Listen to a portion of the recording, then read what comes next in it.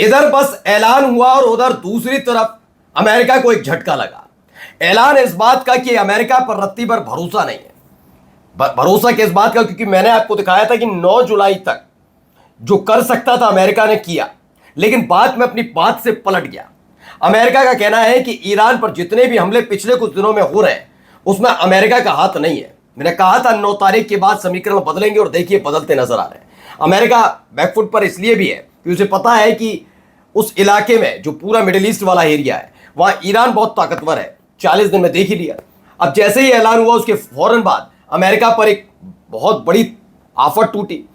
एक और अमेरिका का जो मिलिट्री बेस है वो तबाह कर दिया।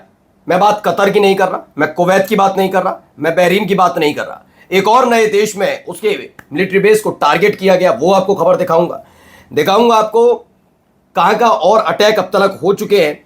और इन अटैक के बाद खास बात यह है कि क्यों यह कहा जा रहा है $100 मिलियन इनाम ट्रंप पर। क्या केवल ट्रंप पर इनाम का ऐलान है? नहीं, पीठ हेगसेथ के साथ साथ नेतन्याहू को भी लपेटे में ले लिया है। ईरान की महिला ब्रिगेड ने ऐलान कर दिया, ट्रंप, नेतन्याहू, पीठ हेगसेथ, उनके खिलाफ क्या कुछ कहा जा रहा है वो ही दिखाता हूं। नमस्कार, मैं हूं प्रज्वल गौतम और आप देख रहे हैं न्यूज सर्किल। 9 तारीख तक व्यवस्था में ईरान अपने रहबर के लिए supreme leader Ayatollah Ali Khamenei साहब के जो प्रक्रिया है अंतिम संस्कार की उसमें, और अब उससे वो बाहर आया है। तेहरान पहुंच गए सब, और तेहरान पहुंचते ही पहला ऐलान किया है, अमेरिका पर रत्ती भर भरोसा नहीं। डोनाल्ड ट्रंप की धमकियों के बीच गालिबाफ की 2-2 कहा ईरान जंग के लिए तैयार। ईरानी संसद के अध्यक्ष मोहम्मद बागेर गालिबाफ ने कहा कि अगर अमेरिका हालिया समझौते से पीछे हटता है तो ईरान अपनी रक्षा के लिए तैयार है। यहां एक तरफ यह बयान सिर्फ बयान दिया गया, और दूसरी तरफ क्या हो गया? दूसरी तरफ एक बड़ा हमला हो गया। बड़ा हमला जॉर्डन पर हुआ, लेकिन उससे पहले आपको दिखाता हूं झटका जो अमेरिका को लगा। ये देखिए, ये F-16 फाइटर जेट है, स्वाहा हो गया, धू करके जल उठा है।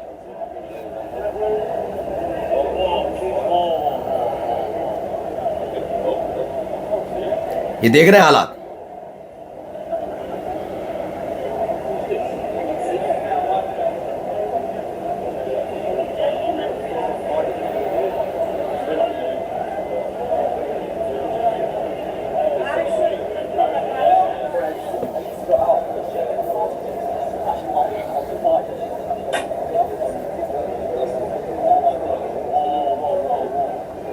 ये देखते चलिए क्या हालात है। जैसे तैसे उस पर काबू पाया गया है, धू करके जल उठा। खबर जो निकल कर आई वो ये है कि ग्रीस में F-16 लड़ाकू विमान की इमरजेंसी लैंडिंग के बाद आग लगी। ग्रीस के ज़ाकिन्थोस अंतर्राष्ट्रीय हवाई अड्डे पर गुरुवार दोपहर हेलेनिक एयरफोर्स के एक F-16 लड़ाकू विमान ने आपातकालीन लैंडिंग की, जिसके बाद उसमें आग लग गई। शुरुआती जानकारी के मुताबिक पायलट सुरक्षित है और उसकी हालत सामान्य बताई गई है।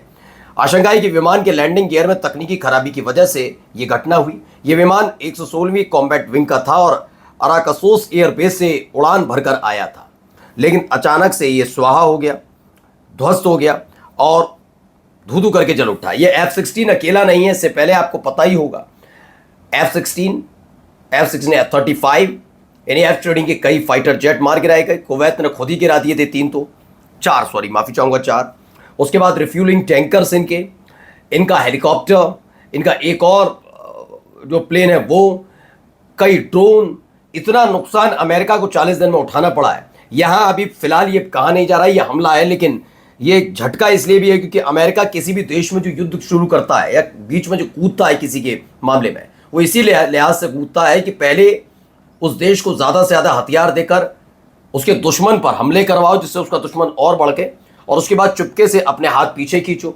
फिर हाथ पीछे खींचकर क्या किया जाए? उन हथियारों को पीछा जाए। ये उन देशों के साथ करता है जहां पर ज्यादातर रिसोर्सेज कम है, ठीक है ना, उन्हें कर्जदार बना देता है। जहां रिसोर्सेज है तो वहां पर जल्दी पीछे नहीं हटता। जैसे उसे गजा चाहिए, गजा में जो समुद्री क्षेत्र है वहां रिसोर्सेज वाला है, मिनरल्स बहुत है, बहुत सारी चीजें हैं वहां पर, इसलिए उसकी नजर भी गजा के समुद्री क्षेत्र इलाके पर है।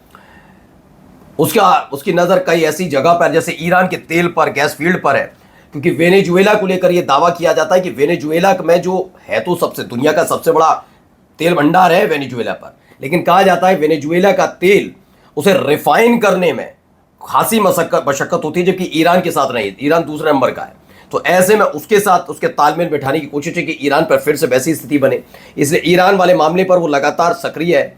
अब आइए जरा क्या हालात है, देखिए एक और जगह हमला, ये हमले की वीडियो निकलकर सामने आई है, आसमान में आप देखिए ना, ये देखिए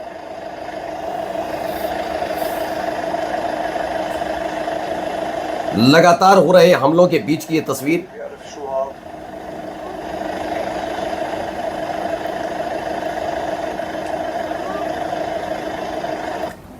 तो कुवैत, बहरीन के अलावा ईरान ने जॉर्डन में अमेरिकी ठिकानों को मारा। यूएस हमलों की लहर नाकाम, आईआरजीसी नेवी को नुकसान नहीं, अमेरिकी बम मछली पकड़ने वाली नावों पर गिरे हैं। यह भी क्लियर हो रहा है कि यहां पर ये देखिए, एक और तस्वीर इसकी दिखाई देता हूं, ये देखिए, इनको आईआरजीसी की नौसेना पर बड़ा अटैक करना था, लेकिन हुआ ये कि ये जाकर गिर गए वहां पर जहां पर समुद्री क्षेत्र में, आपको पता भी होगा, किनारे पर मछुआरे होते हैं, तो उनकी नाव पर गिरे हैं। हाँ, नुकसान इसी में बताया जा रहा है, जनहानि हुई है, लेकिन फिलहाल ये अब कौन कौन सी जगह है, ये 4 बड़े हमले अब तक हुए हैं 9 जुलाई से लेकर अब तक। 9 जुलाई 2026 से अब तक क्या क्या हुआ। पहला, ईरान की मिसाइलों ने जॉर्डन में, अभी जो मैंने वीडियो दिखाई उसमें, मुवाफक साल्टी यूएस एयरबेस के पास इंडस्ट्रियल कॉम्प्लेक्स को निशाना बनाया। Kuwait patriot defence system, Qatar satellite system पर हमला किया गया, ठीक है ना। पहला, कुवैत में पैट्रियट डिफेंस सिस्टम उड़ा दिया, कतर में सैटेलाइट सिस्टम पर हमला किया, बहरीन में यूएस सेना के फ्यूल डिपो पर हमला हुआ, बहरीन में, वो आपको हमने कल दिखाई दिया था। हाड़े देश में यूएस नेवी के डिस्ट्रॉयर और जहाज पर लगातार क्रूज मिसाइलें दागी गई, ये खबर भी हमने आपको दिखाई थी कि एक के बाद एक इस तरह से अटैक हो रहे हैं। और ये हमले सिर्फ ये नहीं है कि आईआरजीसी अपने उस स्तर पर लेकर चल रहा है, दरअसल ये दबाव अब ईरान की जनता का भी है। हमने आपको पिछले कुछ दिनों में, जब 4 जुलाई से जो प्रक्रिया अंतिम संस्कार की खमनेई साहब की शुरू हुई थी, उसको एक एक दिखाई। लोगों के सामने जैसे ही पार्थिव शरीर ताबूत में रखकर लाए और वो छोटी सी बच्ची खमनेई साहब की पोती, उसका भी छोटा सा जनाजा देखा था, उससे लोगों का गुस्सा भड़क गया।